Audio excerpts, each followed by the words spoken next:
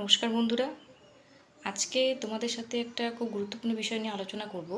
তো সেটা হচ্ছে যে এই মুহূর্তে দাঁড়িয়ে যে সমস্যাটা সবথেকে বেশি আমাদের সকলের কাছে উঠে আসে সেটা হচ্ছে গ্যাস সিলিন্ডার ডেলিভারি পাওয়া।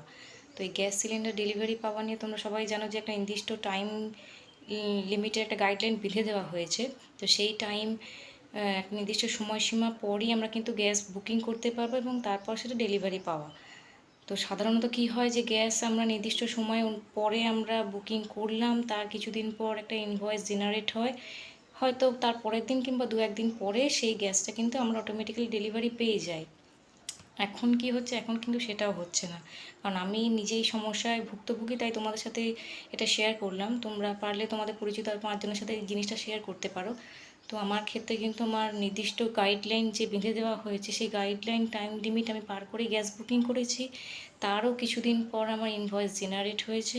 ইনভয়েস জেনারেট হওয়ার পর 3-4 দিন প্রায় অতিক্রান্ত হয়ে গেছে। আমি গ্যাস অফিসে যখন ফোন করে জানি যে কেন এখনও গ্যাসটা ডেলিভারি পাচ্ছি না, তো আমার তো যে সিলিন্ডারটা কন্টিনিউ চলছে সেটা তো প্রায় শেষের মুখে। তো তখন অফিস থেকে জানাচ্ছে যে না, এখনও আপনার ডেলিভারি এখন আপনাকে দেওয়া যাবে না, এখনও কিছুদিন সময় লাগবে। তো সেই কিছুদিনটা কি, সেই কিছুদিনটা হচ্ছে মোটামুটি 10 থেকে 10 দিন মতন তুমি ধরে রাখো।